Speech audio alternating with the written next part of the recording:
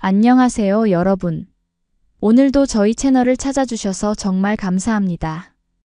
오늘 들려드릴 이야기는 정말 믿기 어려운 일이 벌어진 사연인데요. 중국 국경 지역 가난한 시골 출신의 한 여성이 한국에 와서 겪은 놀라운 변화의 이야기입니다. 그런데 이 이야기의 진짜 하이라이트는 바로 그녀가 만난 한 한국 남성과의 운명적인 만남이죠. 과연 어떤 일들이 펼쳐졌을까요? 끝까지 들어보시면 정말 감동받으실 거예요. 구독과 좋아요, 그리고 알림 설정 부탁드리고요. 어디서 듣고 계신지 댓글로 알려주시면 행운이 깃들 겁니다. 그럼 지금부터 시작하겠습니다. 제 이름은 리나입니다. 저는 중국 국경 인근의 작은 시골 마을에서 태어났어요. 우리 가족은 묘족이라는 소수민족이었는데 정말 가난했습니다. 아버지는 농사를 지으셨지만 땅이 척박해서 수확량이 늘 부족했고, 어머니는 집에서 수공예품을 만들어 팔았지만 그것만으로는 생계를 꾸려나가기 힘들었죠. 우리 집은 흙벽돌로 지어진 단칸방이었고, 겨울이면 바람이 틈새로 들어와 몸을 덜덜 떨며 잠을 자야 했어요. 전기도 하루에 몇 시간밖에 들어오지 않았고, 수돗물은 꿈도 꿀 수 없었습니다. 우물까지 걸어서 30분 거리였기 때문에 매일 아침 물을 길어오는 것이 제 일이었죠. 어릴 때부터 저희 집 형편은 정말 어려웠어요. 때로는 하루 한 끼도 제대로 못 먹는 날이 있었습니다. 쌀이 떨어지면 감자나 옥수수로 배를 채워야 했고, 새 옷은 명절에나 입을 수 있었어요. 제가 입던 옷들은 모두 언니들이 입던 것들이었고, 신발도 헌 것들이었죠. 가장 힘들었던 건 9살 때였습니다. 집안 빚이 너무 많아져서 부모님이 심각하게 고민하고 계셨어요. 그때 동네 어른들 사이에서 저를 다른 집으로 보내는 이야기가 나왔습니다. 이른바 어린 신부 이야기였죠. 물론 부모님은 끝까지 반대하셨지만 그 당시 우리 마을에서는 드문 일이 아니었어요. 다행히 그런 일은 일어나지 않았지만 저는 친척 집을 전전하며 살아야 했습니다. 삼촌 집, 고모 집, 이모 집을 돌아가며 몇 달씩 머물렀어요. 어디를 가든 저는 얹혀 사는 신세였고 눈치를 보며 살아야 했습니다. 친척들이 나쁜 사람들은 아니었지만 자신들도 여유가 없는 상황이었거든요. 학교는 집에서 걸어서 2시간 거리에 있었습니다. 비가 오나 눈이 오나 그 길을 매일 걸어야 했어요. 신발이 낡아서 비가 오면 발이 다 젖었고 겨울에는 발가락이 얼어서 감각이 없을 때도 있었습니다. 그래도 저는 공부하는 것이 좋았어요. 교실에 있으면 잠시나마 현실을 잊을 수 있었거든요. 중학생이 되었을 때 정말 절망적인 일이 있었습니다. 버스비가 없어서 머리카락을 잘라서 팔았어요. 당시 제 머리카락은 허리까지 내려오는 긴 머리였는데 그걸 잘라서 가발 만드는 곳에 팔았습니다. 겨우 몇 위안을 받았지만 그것도 소중한 돈이었어요. 머리를 자르고 나서 거울을 보니 정말 초라한 제 모습에 눈물이 났습니다. 그런데 바로 그때 제 인생을 바꾼 일이 일어났어요. 친구 집에서 우연히 한국 드라마를 보게 된 거예요. 화면 속에는 깨끗한 거리, 예쁜 집들, 그리고 무엇보다 당당하게 살아가는 여자 주인공이 있었습니다. 그 여자 주인공은 어려운 상황에서도 포기하지 않고 자신의 꿈을 향해 나아가고 있었어요. 저는 그 모습에 완전히 매료되었습니다. 저런 곳에서 살 수 있다면 얼마나 좋을까 하는 생각이 들었어요. 그날 밤 저는 이불을 뒤집어 쓰고 작은 소리로 혼잣말을 했습니다. 나도 언젠가는 저기에 가서 살아보고 싶다. 그것이 제 인생의 방향을 완전히 바꾼 순간이었어요. 그 이후로 저는 한국에 대해 알아보기 시작했습니다. 도서관에서 한국 관련 책들을 찾아 읽었고 한국어를 배우기 시작했어요. 물론 제대로 된 한국어 교재는 구할 수 없었기 때문에 인터넷 카페에서 한글을 하나하나 따라 써가며 익혔습니다. 제 꿈은 단순했어요. 한국에 가서 공부하고 제대로 된 직업을 갖고 부모님께 편안한 생활을 해드리고 싶었습니다. 하지만 현실은 너무나 가혹했죠. 한국 유학에 필요한 돈은 저희 가족이 평생 모아도 만들 수 없는 금액이었거든요. 고등학교 마지막 해가 되었을 때 저는 정말로 한국 유학을 결심했습니다. 주변 사람들은 모두 미쳤다고 했어요. 네가 무슨 돈으로 한국에 가냐, 현실을 봐라 하면서 말리는 사람들이 대부분이었죠. 하지만 저는 이미 마음을 정했어요. 먼저 돈을 모으기 시작했습니다. 낮에는 학교에 가고 방과 후에는 아르바이트를 했어요. 식당에서 설거지도 하고 시장에서 물건을 나르는 일도 했습니다.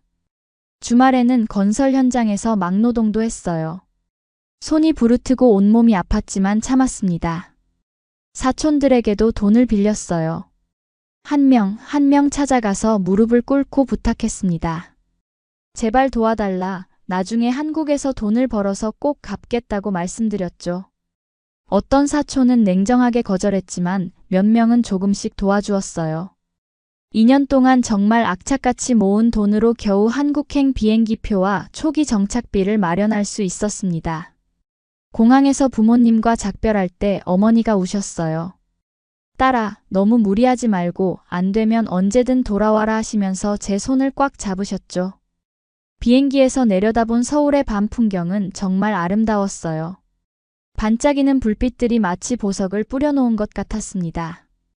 드디어 왔구나 하는 생각에 가슴이 뛰었지만 동시에 두려움도 몰려왔어요. 이제 정말 혼자였거든요. 인천공항에서 지하철을 타고 서울로 향할 때의 그 기분을 어떻게 표현해야 할까요? 모든 것이 낯설고 신기했지만 한편으로는 무섭기도 했습니다. 지하철 안에 한국 사람들은 모두 바쁜 듯 보였고 한국어로 대화하는 소리들이 제게는 아직 어려웠어요. 첫 숙소는 고시원이었습니다. 월 30만 원짜리 작은 방이었는데 침대와 작은 책상 그리고 공동 화장실이 전부였어요. 방에 처음 들어갔을 때 정말 좁다는 생각이 들었지만 그래도 제 공간이라는 생각에 감격했습니다. 다음 날부터 바로 아르바이트를 찾아다녔어요. 편의점, 식당, 카페 등등 여기저기 지원했습니다. 하지만 한국어가 서툴다는 이유로 대부분 거절당했죠. 외국인은 안 된다는 말을 수없이 들었어요. 그럴 때마다 마음이 무너지는 것 같았습니다. 일주일이 지나서야 겨우 새벽 배송 아르바이트를 구할 수 있었어요. 새벽 4시부터 8시까지 편의점에 물건을 배송하는 일이었습니다. 무겁고 힘들었지만 일당을 받을 수 있다는 것만으로도 감사했죠. 그 다음에는 마트 계산원 일도 시작했습니다. 오후 2시부터 8시까지였어요. 처음에는 계산기 사용법도 서툴고 한국어도 부족해서 실수를 많이 했습니다. 어느 날은 거슬돈을 잘못 드렸는데 그 할머니가 역시 외국인은 안 돼. 한국 사람을 써야 해라고 말씀하시는 걸 들었어요. 그날 밤 고시원으로 돌아와서 정말 많이 울었습니다. 내가 여기서 뭘 하고 있는 건가 하는 생각이 들었어요. 고향에 있던 가족들이 그리웠고 따뜻한 어머니의 품이 간절했습니다. 전화로 집에 연락하고 싶었지만 국제 전화비가 아까워서 참았어요. 그래도 포기할 수는 없었습니다. 왜냐하면 저에게는 목표가 있었거든요. 언어학교를 다니고 대학에 들어가고 한국에서 성공해서 부모님을 모시고 오는 것이 제 꿈이었어요. 그 꿈을 위해서라면 어떤 어려움도 견딜 수 있다고 생각했습니다. 세 번째 아르바이트는 야간 청소 일이었어요. 저녁 10시부터 새벽 2시까지 오피스텔을 청소하는 일이었습니다. 하루에 3개의 아르바이트를 하니까 잠잘 시간이 거의 없었어요. 45시간 정도 자고 또 일어나서 일하는 일상이 반복되었습니다. 몸이 정말 힘들었어요. 어떤 날은 계단에서 졸다가 넘어질 뻔한 적도 있었고 일하다가 어지러워서 쓰러진 적도 있었습니다. 그래도 돈을 모아야 했거든요. 언어학교 등록금과 생활비를 마련해야 했으니까요. 겨울이 되자 더욱 힘들어졌습니다. 새벽 배송일을 할 때 추위가 뼈에 사무쳤어요. 손가락이 얼어서 물건을 제대로 잡을 수도 없었고 발가락도 감각이 없을 때가 많았습니다. 그래도 참고 버텼어요. 드디어 언어학교에 등록할 수 있게 되었습니다.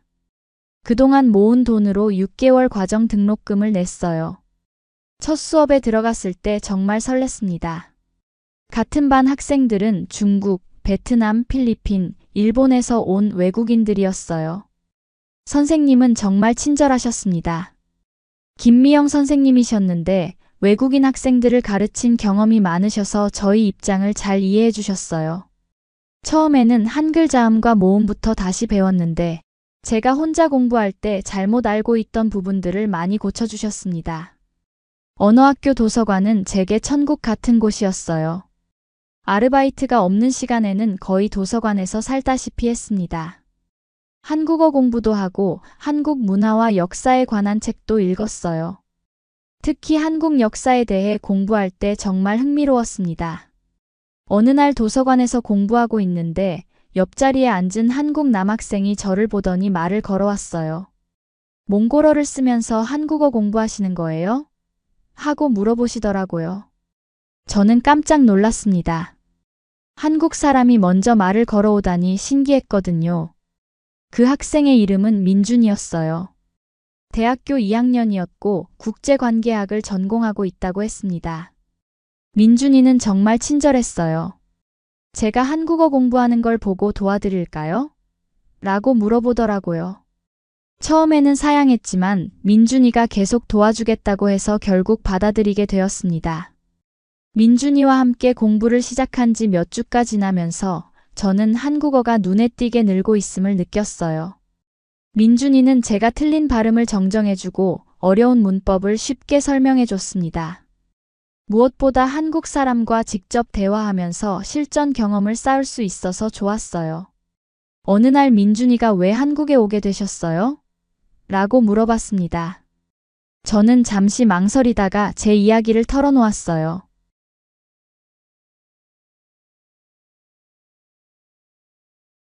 그런 어려운 상황에서도 포기하지 않고 여기까지 오다니 존경스러워요. 그 말을 들었을 때 제 가슴이 뭉클해졌어요. 한국에 와서 처음으로 누군가가 쟤를 인정해준다는 느낌을 받았거든요. 그 이후로 민준이와는 더욱 가까워졌습니다. 일주일에 2번씩 만나서 함께 공부했고, 때로는 카페에서 한국 문화에 대해서도 이야기했어요. 민준이는 저에게 한국의 전통 문화부터 현대 문화까지 자세히 설명해 줬습니다. 한 가지 놀라운 점은 민준이가 저를 불쌍하게 보지 않는다는 것이었어요. 대신 제가 가진 의지와 꿈을 인정해주고 격려해줬습니다. 리나 씨는 이미 누구보다 강한 사람이에요 라는 말을 자주 해줬어요. 민준이와 함께 공부하면서 저는 한국어뿐만 아니라 한국 사회에 대해서도 많이 배웠습니다. 한국 사람들의 정서, 예의범절, 사회 시스템 등등 책으로만 배울 수 없는 것들을 실제로 경험할 수 있었어요. 어느 날 민준이가 저희 가족 소개시켜 드릴까요? 라고 제안했습니다. 처음에는 부담스러웠지만 민준이가 한국 가정의 분위기를 직접 경험해 보시면 한국어 공부에도 도움이 될 거예요 라고 해서 결국 따라가게 되었어요. 민준이네 집은 아파트였는데 제가 상상했던 것보다 평범한 중산층 가정이었습니다. 부모님께서 저를 정말 따뜻하게 맞아주셨어요. 어머니께서는 우리 민준이가 리나 씨 이야기를 많이 해서 궁금했어요 라고 하시며 웃으셨습니다. 그날 저녁 식사를 함께 하면서 민준이 아버지께서 말씀하셨어요. 한국에 와서 공부하는 게 쉽지 않을 텐데 정말 대단하네요. 우리나라에서 좋은 추억 많이 만들고 가세요. 그 말씀에 제 눈에서 눈물이 났습니다. 그날 밤 고시원으로 돌아오면서 생각했어요. 한국에 와서 정말 다행이다. 이렇게 좋은 사람들을 만났으니까. 민준이와 민준이 가족을 통해 제가 느낀 한국의 따뜻함은 정말 특별했습니다. 언어학교를 졸업하고 대학교 입학 준비를 시작했습니다. 목표는 서울에 있는 대학교 미디어학과였어요. 어릴 때부터 꿈꿔왔던 방송 분야에서 공부하고 싶었거든요. 하지만 입학시험 준비는 생각보다 훨씬 어려웠습니다. 한국어 능력 시험 준비와 동시에 전공 관련 공부도 해야 했어요. 매일 새벽 4시에 일어나서 아르바이트를 하고 낮에는 도서관에서 공부하고 밤에는 또 다른 아르바이트를 하는 일상이었습니다. 정말 힘들었지만 포기할 수 없었어요. 민준이는 제 입학 준비를 정말 많이 도와줬습니다. 모르는 문제가 있으면 언제든지 물어볼 수 있었고 면접 연습도 함께 해줬어요. 리나 씨라면 반드시 합격할 거예요 라고 항상 격려해줬습니다. 드디어 입학시험 날이 왔습니다. 시험장에 들어가기 전에 민준이가 파이팅 하며 응원해줬어요. 시험은 정말 어려웠지만 그동안 준비한 만큼 최선을 다했습니다. 특히 면접에서는 제가 왜 한국에서 미디어학을 공부하고 싶은지, 앞으로의 계획은 무엇인지에 대해 솔직하게 말했어요. 합격 발표 날까지 정말 긴장되었습니다. 인터넷으로 결과를 확인하는데 제 수험 번호가 있는 걸 보고 소리를 질렀어요. 합격했다. 바로 민준이에게 전화해서 기쁨을 나눴습니다. 민준이도 정말 기뻐해줬어요. 대학교 1학년이 시작되었습니다. 새로운 환경이었지만 설레는 마음이 더 컸어요. 같은 과 한국 학생들은 처음에는 저를 신기하게 봤지만 점차 친해질 수 있었습니다. 특히 조별과제를 하면서 제가 성실하다는 걸 인정받게 되었어요. 미디어학과 수업은 정말 흥미로웠습니다. 방송 제작, 영상 편집, 콘텐츠 기획 등 모든 것이 새로웠어요. 교수님들도 외국인 학생이라고 차별하지 않고 똑같이 대해주셨습니다. 오히려 외국인의 시각에서 보는 한국 미디어라는 주제로 발표할 기회도 주셨어요. 1학년 말에 큰 프로젝트가 있었습니다. 팀을 이뤄서 5분짜리 다큐멘터리를 만드는 과제였어요. 저는 한국에서 살아가는 외국인들의 이야기라는 주제를 제안했습니다. 팀원들이 흔쾌히 동의해줬고 함께 열심히 준비했어요. 그런데 영상 편집이 정말 어려웠습니다. 전문 프로그램을 다뤄야 했는데 저는 컴퓨터 자체도 서툴렀거든요. 매일 밤늦게까지 연습실에서 끙끙거리며 작업했지만 잘 되지 않았어요. 팀원들에게 민폐가 되는 것 같아서 정말 미안했습니다. 민준이가 제 상황을 알고 도와주겠다고 했어요. 민준이는 컴퓨터를 잘 다뤘거든요. 밤마다 함께 편집실에 와서 영상 편집을 도와줬습니다. 때로는 새벽 3시까지 함께 작업했어요. 정말 고마웠지만 한편으로는 미안한 마음도 컸습니다. 왜 이렇게까지 도와주세요? 하고 물어봤더니 민준이가 말하더라고요. 리나 씨가 열심히 하는 모습을 보면 저도 힘이 나요. 그리고 잠시 망설이더니 리나 씨와 함께 있으면 즐거워요 라고 말했습니다.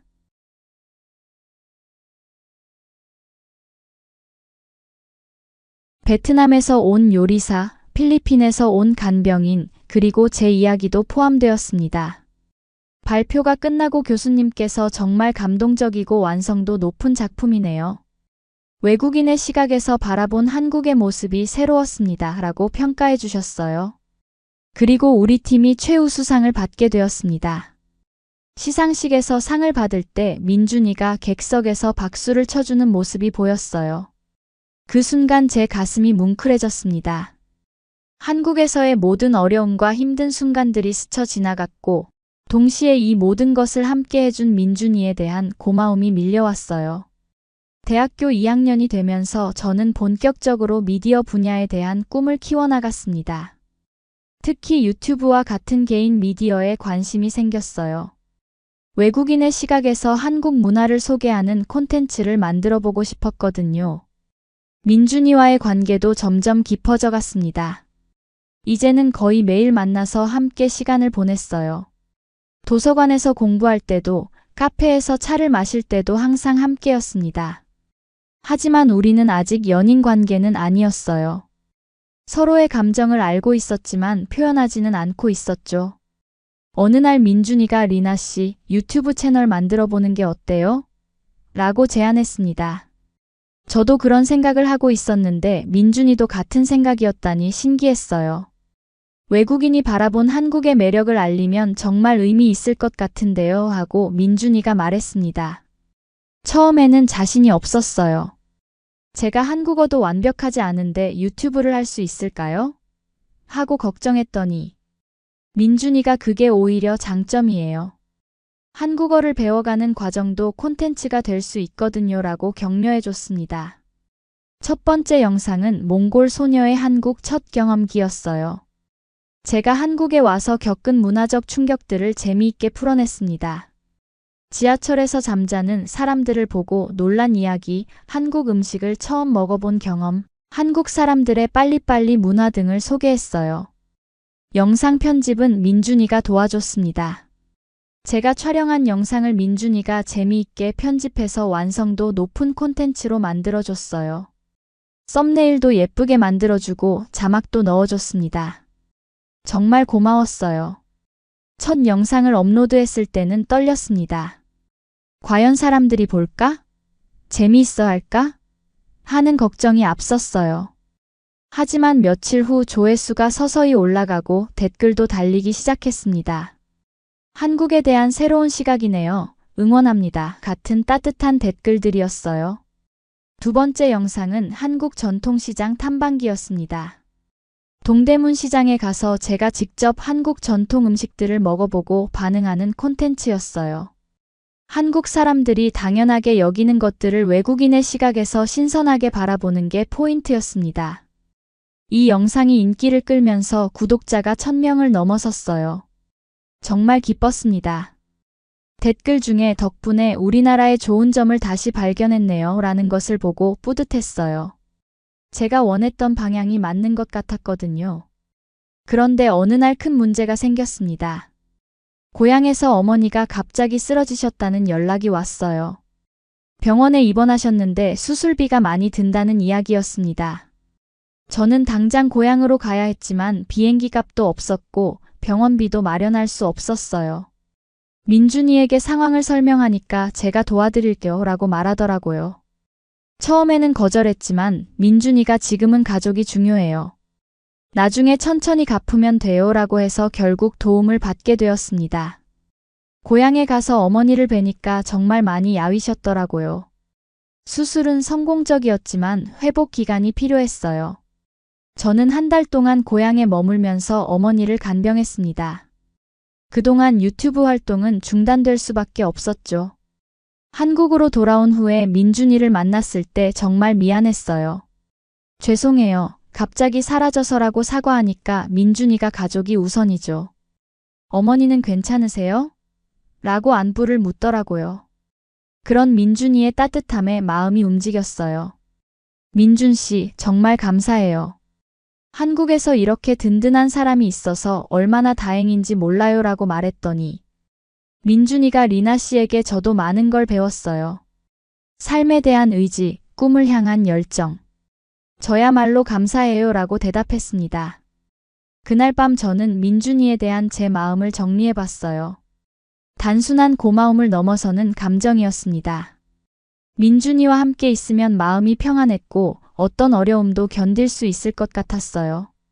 하지만 아직 제 상황이 불안정했기 때문에 이런 감정을 표현할 용기는 나지 않았습니다.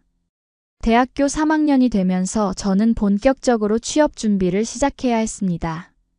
유튜브 채널도 계속 운영했지만 그것만으로는 안정적인 수입을 얻기 어려웠거든요.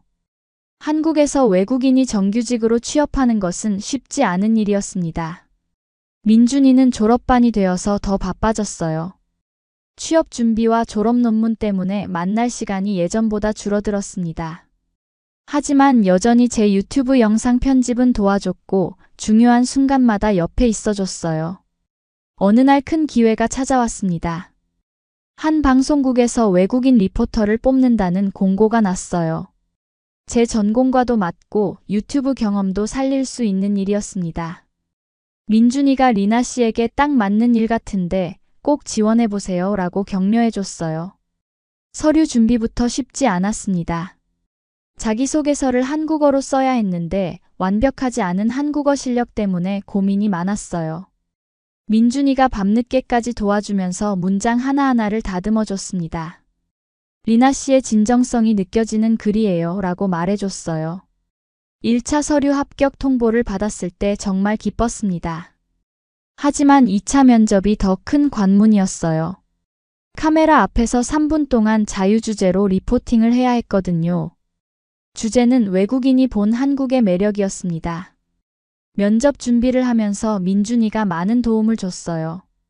카메라 앞에서 자연스럽게 말하는 연습을 함께 했고 발음 교정도 해줬습니다. 너무 긴장하지 말고 평소 유튜브 하듯이 자연스럽게 하세요 라고 조언해줬어요. 면접 당일 아침 민준이가 파이팅! 리나 씨라면 반드시 합격할 거예요 라고 응원 메시지를 보내줬습니다. 그 말에 용기를 얻고 면접장에 들어갔어요. 긴장은 되었지만 그동안 준비한 것을 모두 보여주려고 노력했습니다. 면접에서 저는 제 경험담을 진솔하게 이야기했어요. 가난한 시골에서 온 소녀가 한국에서 꿈을 키워가는 과정, 그리고 한국 사람들의 따뜻함에 대한 이야기를 했습니다. 면접관들이 집중해서 들어주는 모습을 보고 잘 전달되고 있다고 느꼈어요. 결과는 합격이었습니다. 정규직 리포터로 채용되었다는 통보를 받았을 때 소리를 지르며 기뻐했어요. 바로 민준이에게 전화해서 기쁨을 나눴습니다. 민준이도 정말 기뻐해주면서 축하해요. 정말 자랑스러워요 라고 말해줬어요. 첫 출근 날은 정말 떨렸습니다. 방송국이라는 곳 자체가 신기했고 동료들도 모두 새로웠어요. 다행히 팀장님과 선배들이 외국인 신입사원을 따뜻하게 맞아줬습니다. 외국인의 시각에서 바라본 한국의 이야기를 기대하고 있어요 라고 말씀해 주셨어요. 첫 번째 리포팅 주제는 한국의 전통시장이었습니다. 예전에 유튜브에서 다뤘던 주제이기도 했죠. 하지만 방송용으로 제작하는 것은 차원이 달랐어요. 더 체계적이고 전문적으로 접근해야 했습니다. 촬영 당일 저는 정말 열심히 했어요. 시장 상인분들과 자연스럽게 대화하고 외국인의 시각에서 신선한 관점을 제시했습니다. 감독님이 리나 씨의 밝은 에너지가 화면에 잘 드러나네요 라고 칭찬해 주셨어요. 방송이 나간 후 반응이 좋았습니다. 시청자들로부터 새로운 관점이 재미있다, 앞으로도 기대하겠다는 긍정적인 피드백을 많이 받았어요. 동료들도 첫 방송치고는 정말 잘했다고 격려해줬습니다. 그날 밤 민준이와 만나서 첫 방송 성공을 축하했어요. 정말 자연스럽게 잘하더라고요. 화면으로 봐도 리나 씨의 진정성이 느껴졌어요 라고 민준이가 말해줬습니다. 그 순간 저는 깨달았어요. 이 모든 성공 뒤에는 민준이의 도움이 있었다는 것을. 민준 씨, 정말 고마워요. 민준 씨가 없었다면 여기까지 올 수 없었을 거예요 라고 말했더니 민준이가 리나 씨가 열심히 했기 때문이에요. 저는 그저 옆에서 지켜본 것 뿐이에요 라고 겸손하게 답했습니다. 그날 밤 집으로 돌아가는 길에 저는 생각했어요. 이제 정말 한국에서 자리를 잡았구나. 동시에 민준이에 대한 감정도 더욱 명확해졌습니다. 하지만 여전히 표현할 용기는 부족했어요. 리포터로 일한 지 6개월이 지나면서 저는 점점 인지도를 쌓아가고 있었습니다. 특히 외국인이 본 한국 시리즈가 인기를 끌면서 고정 코너를 맡게 되었어요. 한국의 숨은 매력을 발굴해서 소개하는 일이 정말 즐거웠습니다. 그런데 어느 날 회사에서 큰 프로젝트 제안이 들어왔어요. 한국의 아름다운 사계절이라는 특집 다큐멘터리를 제작하는데 메인 리포터를 맡아달라는 것이었습니다. 이는 제게 있어서 정말 큰 기회였어요. 하지만 프로젝트 규모가 커서 혼자서는 감당하기 어려웠습니다. 촬영도 전국을 돌아다녀야 했고 대본 작성부터 후반 작업까지 체계적으로 진행해야 했어요. 그때 민준이가 도움을 제안했습니다. 제가 PD 보조 역할을 해드릴게요. 어차피 저도 졸업하고 방송 쪽 일을 준비하고 있거든요 라고 민준이가 말했어요. 정말 고마웠지만 한편으로는 부담스럽기도 했습니다.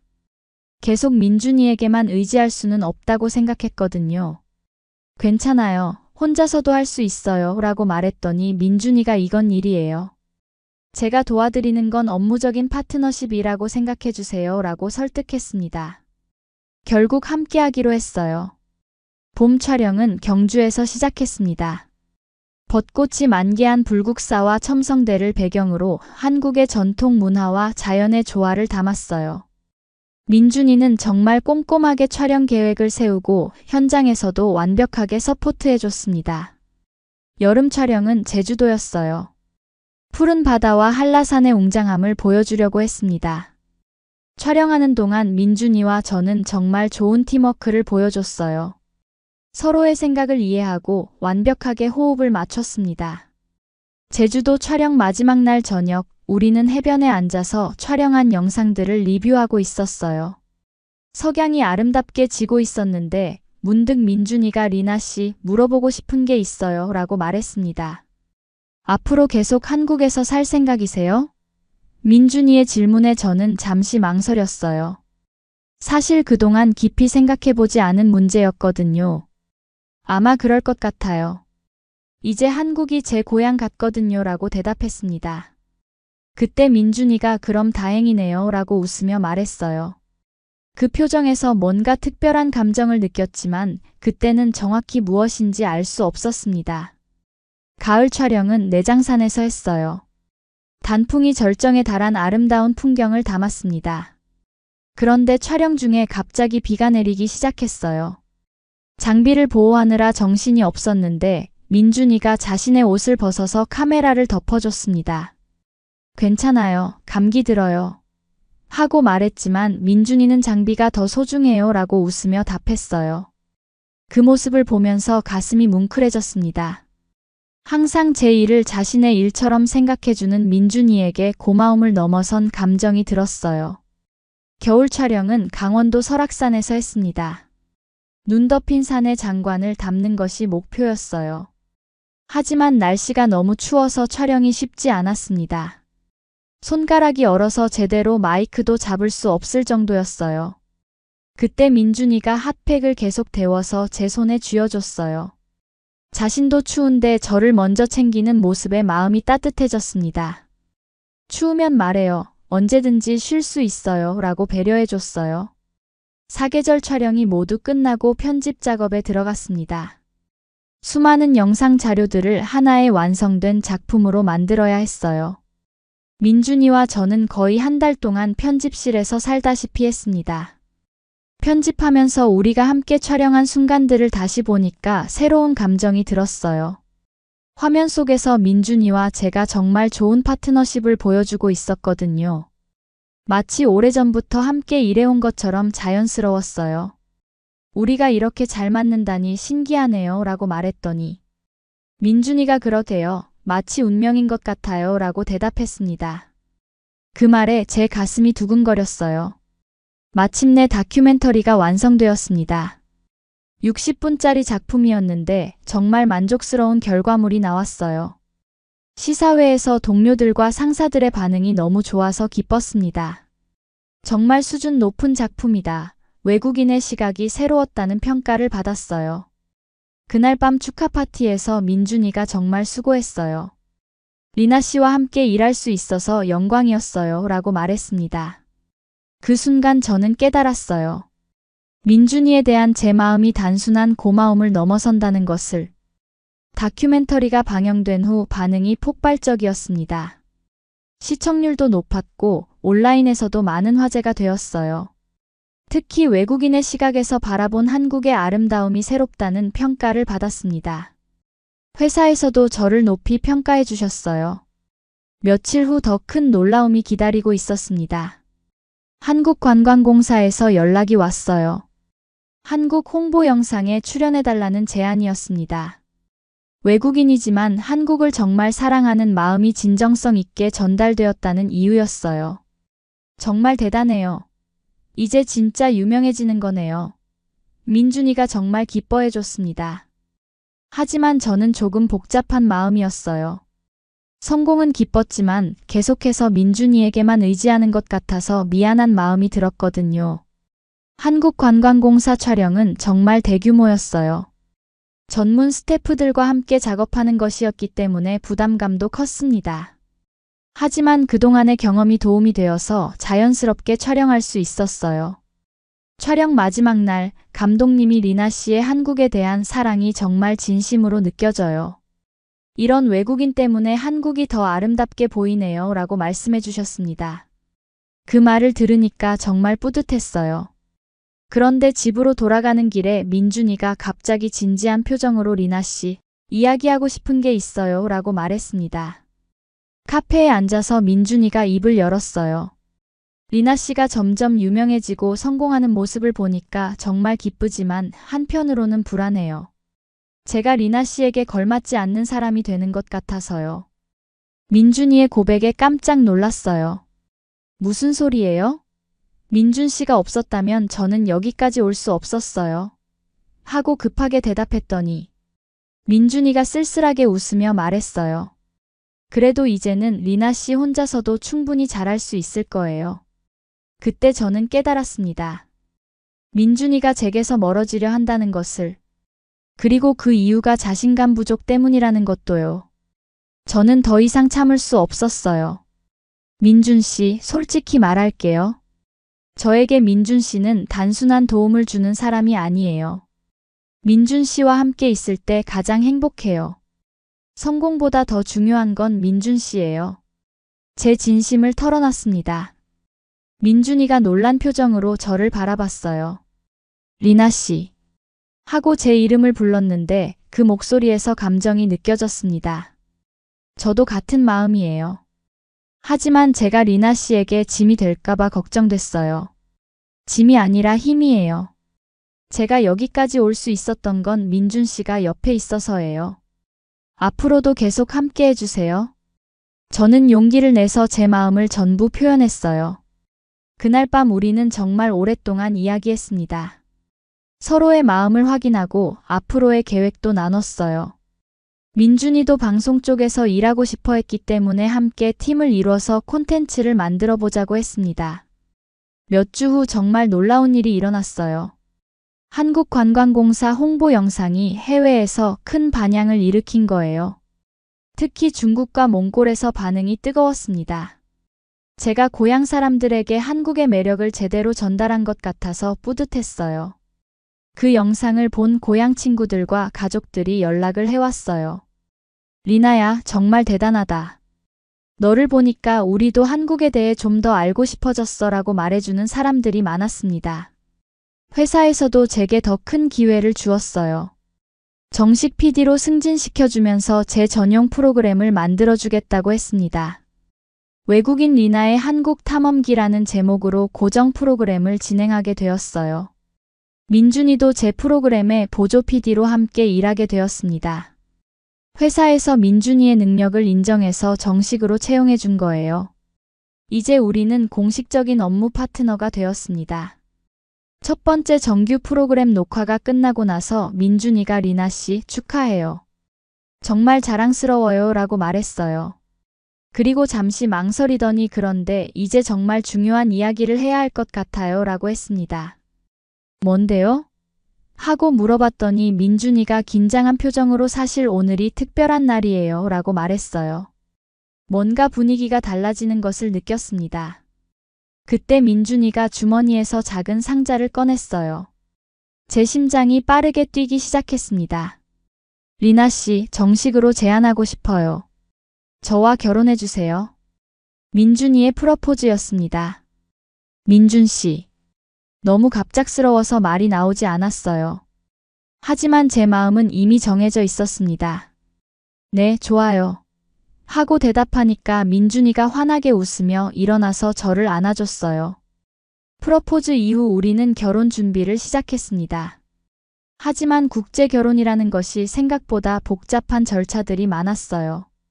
서류 준비부터 양국의 법적 절차까지 챙겨야 할 것들이 산더미였습니다.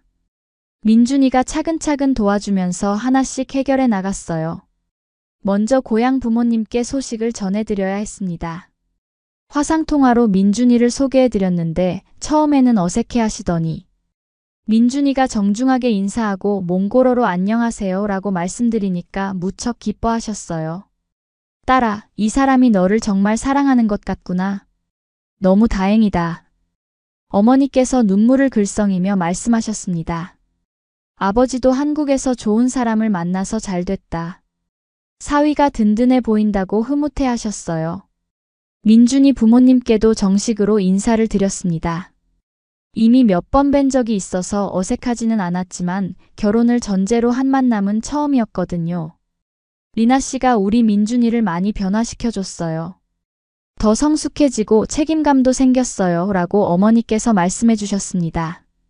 결혼식 준비는 정말 행복했지만 동시에 스트레스도 많이 받았어요.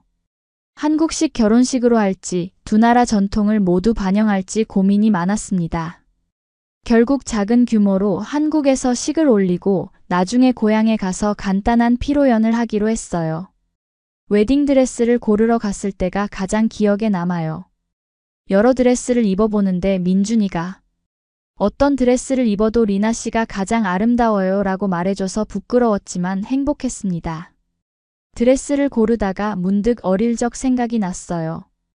가난한 시골에서 어린 신부 이야기까지 나왔던 제가 이렇게 아름다운 드레스를 입고 사랑하는 사람과 결혼하게 되다니 정말 꿈만 같았습니다. 결혼식 당일 아침 거울을 보니까 제가 정말 행복해 보였어요. 메이크업 아티스트가 신부님 정말 아름다워요. 행복이 얼굴에 다 드러나네요 라고 말해주셨습니다. 고향에서 부모님이 오시지 못하는 것이 아쉬웠지만 화상으로나마 함께 하실 수 있어서 다행이었어요. 결혼식장에 큰 스크린을 설치해서 고향 가족들이 실시간으로 결혼식을 볼 수 있게 했습니다.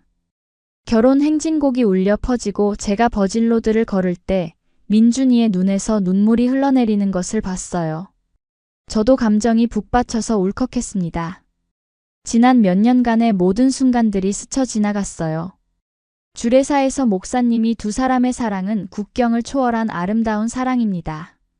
서로 다른 문화에서 자랐지만 진정한 사랑으로 하나가 된 것을 축복합니다. 라고 말씀해 주셨어요. 반지를 끼우는 순간이 가장 감동적이었습니다. 민준이가 리나, 평생 사랑하고 지켜주겠습니다. 라고 말하니까 눈물이 멈추지 않았어요. 저도 민준 씨, 당신과 함께라면 어떤 어려움도 이겨낼 수 있어요. 라고 대답했습니다. 결혼식 피로연에서는 정말 많은 분들이 축하해 주셨어요. 회사 동료들, 대학교 친구들, 민준이 가족들까지 모든 분들이 진심으로 축하해주는 모습에 감격했습니다. 특히 언어학교 김미영 선생님이 오셔서 리나 씨가 한국에서 이렇게 성공하고 결혼까지 하게 되어서 정말 자랑스러워요. 선생님으로서 이런 기쁨이 또 있을까요? 라고 말씀해 주셨을 때 정말 고마웠어요. 신혼여행은 제주도로 갔습니다. 예전에 다큐멘터리 촬영 때문에 함께 갔던 곳이었는데 이번에는 신혼부부로 가는 거라 감회가 새로웠어요. 여기서 처음 리나 씨에게 특별한 감정을 느꼈어요. 라고 민준이가 고백했습니다. 제주도에서 며칠을 보내면서 우리는 앞으로의 계획에 대해서도 많이 이야기했어요. 아이들은 언제쯤 가질지, 집은 어디서 살지, 일은 어떻게 해나갈지. 행복한 고민들이었습니다. 리나야, 한국에서 행복하게 살 수 있을까? 가끔 외로울 때는 없어? 민준이가 걱정스럽게 물어봤어요. 당신이 있는 곳이 제 고향이에요. 한국이 이제 진짜 제 나라가 된 것 같아요. 라고 대답했습니다. 신혼여행을 마치고 새로운 집으로 이사했어요. 작지만 따뜻한 우리만의 공간이었습니다. 벽에는 지금까지 함께 만든 방송 프로그램 포스터들을 붙여놨어요. 우리의 추억이 가득한 집이었습니다. 결혼 후 1년이 지나면서 저희는 더욱 안정된 생활을 하게 되었습니다. 제 프로그램 외국인 리나의 한국 탐험기는 시청률 1위를 기록할 정도로 인기가 높아졌어요. 민준이와의 팀워크도 완벽했고 회사에서도 저희를 모범 부부 직장인으로 소개할 정도였습니다. 어느 날 정말 놀라운 소식이 들려왔어요. 제가 진행하는 프로그램이 국제방송 페스티벌에서 수상하게 된 거예요. 외국인의 시각에서 바라본 한국 문화 소개라는 독창적인 기획이 높은 평가를 받았습니다. 시상식장에서 상을 받으면서 저는 감사 인사를 했어요. 이 상은 저 혼자만의 것이 아닙니다. 한국이라는 아름다운 나라가 저를 받아주었고 제 옆에서 항상 함께해준 남편과 동료들이 있었기 때문에 가능한 일이었습니다. 그날 밤 축하 파티에서 민준이가 정말 자랑스러워요. 리나 씨가 한국과 제 인생에 와주어서 너무 감사해요 라고 말했어요. 저도 제가 더 감사하죠. 한국에서 이런 행복한 삶을 살 수 있게 해주어서요 라고 답했습니다. 몇 달 후 더 큰 기쁨이 찾아왔어요. 임신 소식이었습니다. 산부인과에서 초음파를 보며 아기의 심장 소리를 처음 들었을 때 민준이와 저는 둘 다 울었어요. 우리 아이가 태어나면 한국어와 몽골어를 모두 가르쳐줘야겠어요 라고 민준이가 말했습니다. 고향 부모님께 임신 소식을 전해드렸더니 정말 기뻐하셨어요. 드디어 할머니, 할아버지가 되는구나. 손자가 태어나면 꼭 보러 가겠다고 말씀하셨습니다. 어머니는 전화를 받자마자 울음부터 터뜨리셨어요.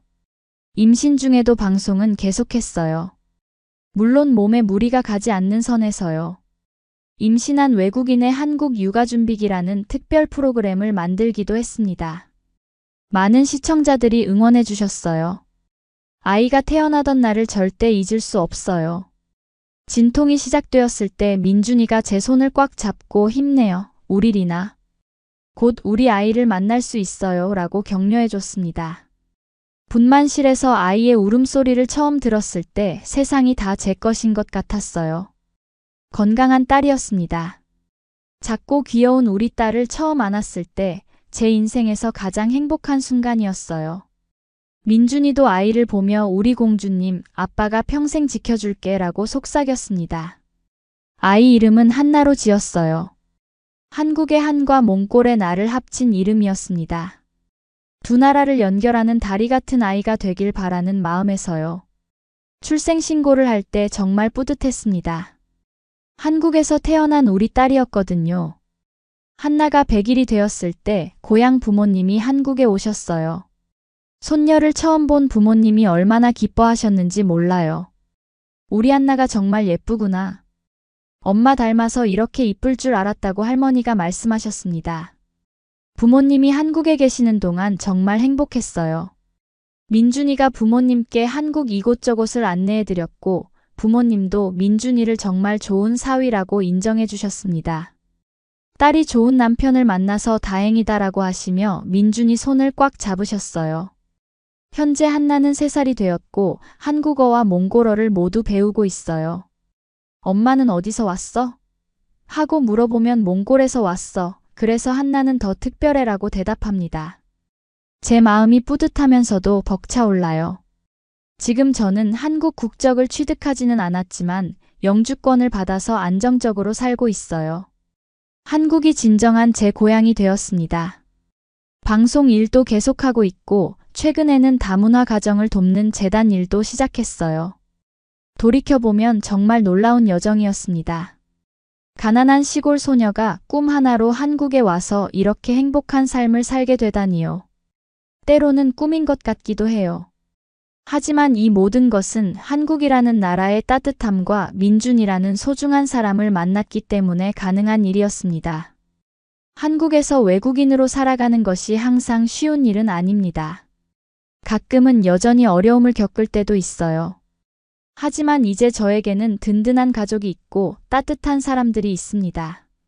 무엇보다 제가 진정으로 사랑하는 일을 하며 살 수 있어서 행복해요. 혹시 지금 어딘가에서 꿈을 품고 있지만 현실 때문에 포기하려는 분이 계시다면 제 이야기를 기억해 주세요.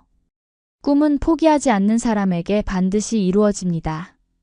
그리고 진정한 사랑은 국경과 문화를 초월한다는 것도요. 마지막으로 저를 따뜻하게 받아주신 한국과 한국 사람들에게 진심으로 감사드립니다. 한국에서 만난 모든 인연들이 제게는 선물 같은 존재예요. 앞으로도 한국과 제 고향을 연결하는 다리 역할을 하면서 더 많은 사람들에게 희망을 주는 사람이 되고 싶습니다.